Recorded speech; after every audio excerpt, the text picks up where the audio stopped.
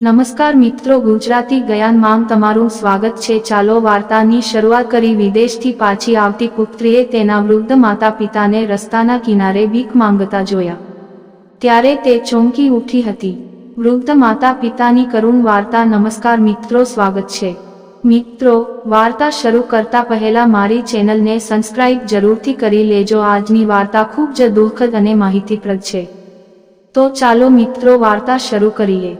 પ્રિયાને આજે 2 વર્ષ થઈ ગયા તેના માતા પિતાને મળ્યા ને તે તેના પતિ સાથે ભારતથી દૂર વિદેશમાં રહે છે। તેના પિતાનો આજે જન્મદિવસ છે અને તે તેના પિતાને મળવા ખૂબ જ ખુશ હતી।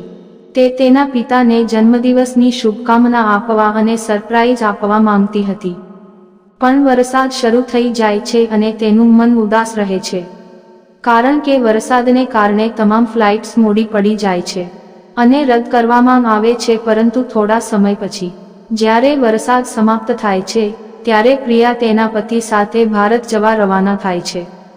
તે છેલ્લા 2 મહિનાથી તેના માતા અને પિતા સાથે વાત કરી શકતી ન હતી। તે ભાઈને પૂછતી તો ભાઈએ કહ્યું હતું કે માતા અને પિતા ફરવા ગયા છે, તે ઘરે નથી, ચિંતા કરીશ નહીં, બધું ઠીક છે। બસ આ સાંભળીને પ્રિયા વધુ પરેશાન થઈ ગઈ। તે તેના પિતાને વહેલી તકે મળવા માંગતી હતી, તેની માતાને મળવા માંગતી હતી। હવે જ્યારે રસ્તામાં તે તેના જૂના વિચારો અને બાળપણની યાદોમાં ખોવાઈ જાય છે કે તે કેવી રીતે તેના માતા પિતાની પ્રિય પુત્રી હતી। 2 ભાઈ બહેનોમાં પ્રિયા તેની માતા અને પિતાનું ખૂબ ધ્યાન રાખતી હતી। પ્રિયા એક ખૂબ જ સંસ્કારી અને ચારિત્ર્યવાન છોકરી હતી।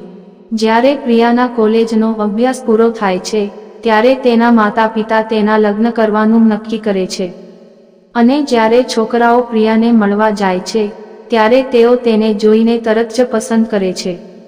હવે પ્રિયાના લગ્ન નક્કી થાય છે। લગ્નનો દિવસ આવે છે અને લગ્ન ખૂબ જ ધામધૂમથી થાય છે। પ્રિયાના પતિ સાગર તે ખૂબ જ સારા વ્યક્તિ હતા।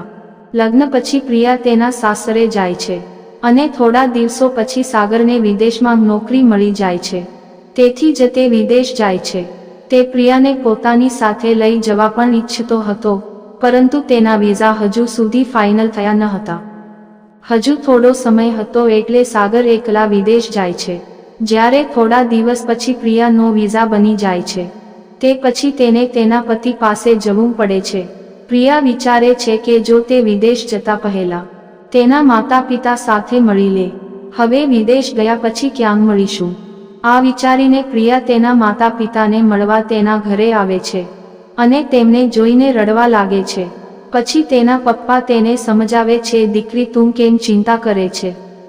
તું શાંતિથી જા, તારી પાછળ તારો ભાઈ અને ભાભી અમારું ધ્યાન રાખવા માટે છે। ગમે તેમ કરીને અમે એટલા વૃદ્ધ નથી કે અમે અમારી કાળજી ન લઈ શકીએ। પ્રિયાના પિતા પ્રિયાને ખૂબ દિલાસો આપે છે જેથી તે આરામથી વિદેશ જઈ શકે અને તેને કોઈ સમસ્યા નહીં થાય। હવે પ્રિયા ભારે હૈયે તેના માતા પિતા પાસે વિદાય લઈ વિદેશ જાય છે। હવે પ્રિયા 2 વર્ષથી વિદેશમાં છે।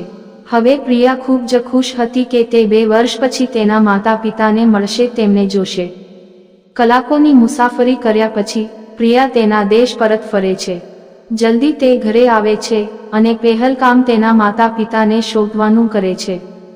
અવાજ કરવા લાગે છે, માં પાપા કયા છો? ભાઈ ભાભીને શોધે છે પણ ઘરે કોઈ મળતું નથી, તેથી તે તેના નોકરને પૂછે છે કે મમ્મી પપ્પા ક્યાં છે? ભાઈ ભાભી પણ દેખાતા નથી, દરેક જણ ક્યાંક ચાલ્યા ગયા છે।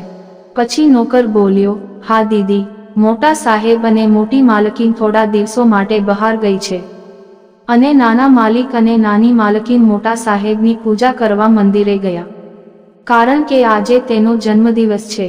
આ સાંભળીને પ્રિયા તેના પતિને કહે છે, ચાલો સાગર આપણે મંદિરે જઈએ। પ્રિયા તેના પતિ સાથે તેના પિતાની પૂજા કરવા મંદિર જાય છે, પરંતુ તેને તેના ભાઈ અને ભાભી મંદિરમાં ક્યાંય દેખાતા નથી। તે વિચારે છે કે તે બીજા કોઈ મંદિરે ગયા હશે। તેથી પ્રિયાના મગજમાં એક વાત આવે છે કે પાપાએ તેમના જન્મદિવસ પર અનાથાશ્રમમાં અનાથ બાળકોને કેટલાક કપડાં અને કેટલીક ભેટો આપવાની ઈચ્છા જાહેર કરી હતી। આ વિચારીને તે આ વાતો તેના પતિને કહે છે। તેનો પતિ પણ આ વાત માની જાય છે અને બજારમાં જાય છે.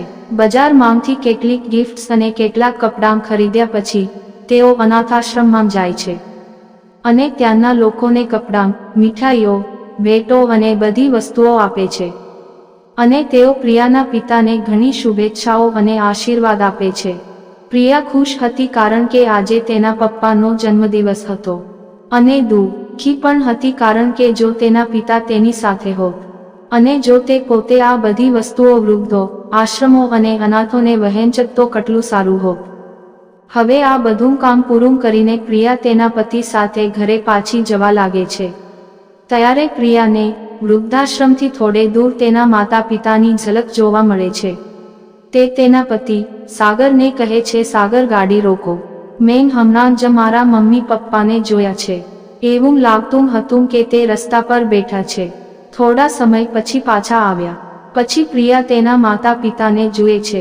તે જુએ છે તેની મમ્મી પપ્પાની હાલત બહુ ખરાબ છે. જૂના ફાટેલા કપડાં પહેર્યા છે. આ જોઈને તે ખૂબ રડે છે અને તેને ગળે લગાવે છે અને કહે છે, મમ્મી પપ્પા, આ કેવી રીતે થયું? આ તમારી સાથે શું થયું? મારું દિલ તૂટી રહ્યું છે, મને કહો. તે દીકરી તેના પિતાને જોઈને જોર જોરથી રડવા લાગે છે. તેનું હૃદય ચીસો પાડવા લાગે છે. તેની આંખોમાંથી આંસુના પૂર વહેવા લાગે છે. તેની દીકરીને તેની સામે જોઈ બંને માતા પિતા તેમના પુત્રી ગળે લગાવીને રડવા લાગે છે. પ્રિયાએ મમ્મીને પૂછ્યું, તમારી આ સ્થિતિ કેવી રીતે થઈ? ત્યારે તેની માતા કહે, તમે લોકો અહીં કેવી રીતે આવ્યા? તને શું કહું દીકરા, તારા લગ્ન થયા પછી તારા પિતા પણ નિવૃત્ત થઈ ગયા. તેઓ નિવૃત્ત થઈને ઘરે બેઠા હતા. તારી ભાભી અમને ખરાબ વાતો કરવા લાગી. તે અમારી સાથે દુર્વ્યવહાર કરવા લાગી અને તમારો ભાઈ પણ ધીમે ધીમે તેની પત્નીની સાંભળવા લાગ્યો અને તેને પણ અમને દરરોજ ટોણા માર્યા. તે અમને બોજ સમજવા લાગ્યો. તારી ભાભી તારા પપ્પાને અને મને આખો દિવસ કામ કરાવતી અને તે પોતે તેના મિત્રોની પાર્ટીમાં વ્યસ્ત હતી. પછી પરિસ્થિતિ ધીમે ધીમે ખરાબ થવા લાગી. દીકરા, તારી ભાભી અમને વાસી ખોરાક ખવડાવવા લાગી અને જ્યારે પણ અમે છુપી રીતે તાજો ખોરાક લેતા ત્યારે તે અમારા હાથમાંથી છીનવી લેતી. આવા ઠંડા વાતાવરણમાં કામ કરવાને કારણે અને વાસી ખોરાક ખાવાથી તારા પિતાની તબિયત બગડી ગઈ. તેથી જ્યારે મેં તારા ભાઈ પાસેથી પૈસા માંગ્યા તો તારા ભાઈએ દવાની સ્પષ્ટ ના પાડી દીધી અને કહ્યું, મારા પર ઘણા કરજા છે અને તમારે લોકોને પૈસાની જરૂર છે. અરે, વૃદ્ધાવસ્થામાં આવી બીમારી થાય છે, તેના માટે પૈસા જોશે. તમે આ રીતે ઠીક થઈ જશો. તમે લોકોને આપું, મારી પાસે એટલા વધારાના પૈસા નથી, તેથી તમે ચાલ્યા જાઓ અહીંથી અને મને પરેશાન કરશો નહીં. તારા ભાઈએ આવા શબ્દ મને પણ કહ્યા અને પૈસા ન આપ્યા. થોડા દિવસ તારા પિતાએ તેની કાળજી લીધી, પણ તારા પિતાને પછી કોરોના થઈ ગયો અને તારા ભાઈ ભાભીએ અમને બહાર ફેંકી દીધા. તારા પિતાને લઈ ખબર નહીં હું કયા કયા ભટકી. મારી પાસે પૈસા ન હતા, તેથી મેં મારી સોનાની બંગડીઓ, ગળાનો હાર બધું વેચી દીધું અને તેમાંથી મેં દવા કરી અને પછી થોડા દિવસો પછી તારા પિતાને રાહત થઈ. બીમારીના કારણે અમે બંને ખૂબ જ એકલા પડી ગયા હતા અને કમજોર પણ બની ગયા હતા અને સાથે અમને કોઈ નોકરી પણ આપતા ન હતા, કોઈ કામ આપતું ન હતું. તેથી અમને ભીખ માંગવાની ફરજ પડી હતી. એક પુત્ર ના હોવા છતાં અમે ભિખારી બની ગયા. દીકરા, આ સાંભળીને તેની પુત્રી મમ્મી પપ્પાને તેના ગળે લગાવે છે અને કહે છે, પાપા, તમે તમારા ઘરે આવો, એ તમારું ઘર છે અને એ ઘરમાં તમારી યાદો વસે છે. તમે તમારી મહેનતના પૈસા અને તમારા લોહી અને પરસેવાથી તમારું ઘર બનાવ્યું છે. તમારી જગ્યા અહીં નથી, તમારી જગ્યા તમારા ઘરમાં છે. હું પણ જોઉં છું કે કોણ તમને તમારું ઘર છોડવા મજબૂર કરે છે. હવે તમારી દીકરી આવી ગઈ છે, તમારે ચિંતા કરવાની જરૂર નથી. પ્રિયા તેના નોકરને ફોન કરે છે અને કહે છે, રામુ, ઘરને યોગ્ય રીતે સાફ કરજે અને સજાવી દેજે, હું મમ્મી પપ્પાને લઈને આવું છું. ઘરે પહોંચ્યા પછી પ્રિયાએ તેના પિતાનો જન્મદિવસ ખૂબ જ સારી રીતે ઉજવ્યો.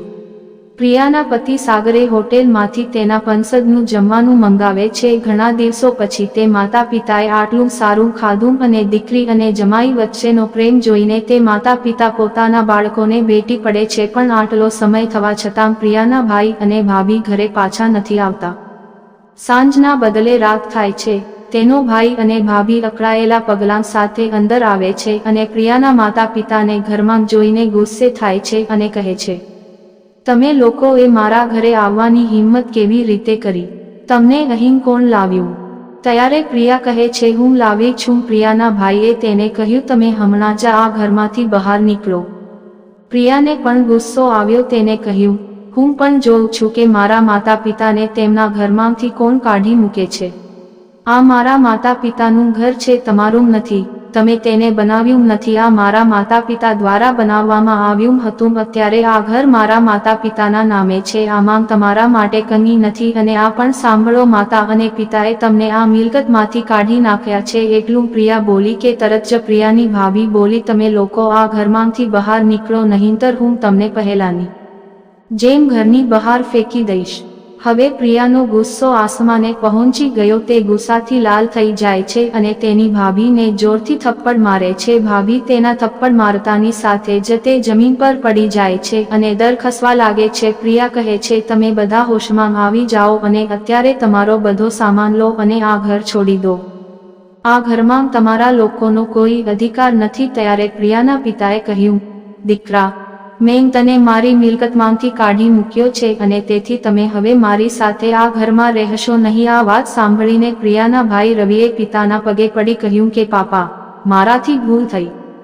મને ઘરની બહાર ન કાઢો, મને મિલકતમાંથી કાઢી મૂકશો નહીં. પણ હવે એ બાપનું મન પોતાના સંતાન માથેથી ઉઠી ચૂક્યું હતું કે તેની વહુ અને પુત્ર તેની સાથે કેવી રીતે વર્તન કરે છે. હવે તે પિતાએ પણ તેના બાળકને નકારી કાઢ્યું અને કહ્યું કે હું સમજીશ કે મારે દીકરો નથી, પણ મારે એક જ દીકરી છે. પ્રિયા તેના પતિને કહીને તેના ભાઈ અને ભાભીને ઘરની બહાર ફેંકી દે છે અને આ રીતે પ્રિયાના ભાઈ અને ભાભીને તેમના કર્મોનું ફળ મળ્યું. જેવું કર્યું સામે તેવું જ મળ્યું. થોડા દિવસો માટે પ્રિયા તેના માતા પિતા સાથે રહે છે અને જતા પહેલા તે તેના મમ્મી પપ્પા સાથે વાત કરે છે અને કહે છે, તમે પણ અમારી સાથે આવો. પછી પ્રિયાના પપ્પાએ કહ્યું, દીકરા, આ મારું ઘર છે. મેં લોહી પસીનાથી આ ઘર બનાવ્યું છે. તેથી પ્રિયાને તેના પિતાની જીદ સામે હારવું પડ્યું અને ભારે હૈયે તે તેના પતિ સાથે વિદેશમાં પાછી આવી અને તેના માતા પિતાના સમાચાર રોજ પૂછ્યા કરે છે. તો મિત્રો, વૃદ્ધ માતા પિતા સાથે આવું કરવાથી સામે તેના પુત્રને પણ એવું જ મળ્યું. કેટલાક પુત્રો અને પુત્રવધુઓએ રોગના ફેલાવાના ડરથી અને કોરોના વાયરસના ડરથી તેમના વૃદ્ધ માતા પિતાને ઘરમાંથી કાઢી મૂક્યા. તેઓને તેમના જ ઘરમાંથી કાઢી મૂકવામાં આવ્યા હતા. શું કોઈને કોઈ રોગ થશે તો મિત્રો તેને ઘરમાંથી કાઢી મૂકવામાં આવશે કે તેની કાળજી લેવામાં આવશે અને તેની સેવા કરવામાં આવશે? તો પ્રિય મિત્રો, તેથી જ અમે કહીએ છીએ, જેવું કરશો તેવું ભરશો. કેવી રીતે એક દીકરીએ તેના માતા પિતાના અધિકારો પાછા મેળવ્યા અને તેમને તેમનું યોગ્ય સન્માન આપ્યું. તેની સંપત્તિ તેને પાછી અપાવી અને પુત્રોને તેના કાયનું ફળ મળ્યું. દોસ્તો, આવી જ અવનવી સ્ટોરી જોવા માંગો છો તો અમારી ચેનલને સબસ્ક્રાઇબ કરવાનું ભૂલતા નહીં. ધન્યવાદ.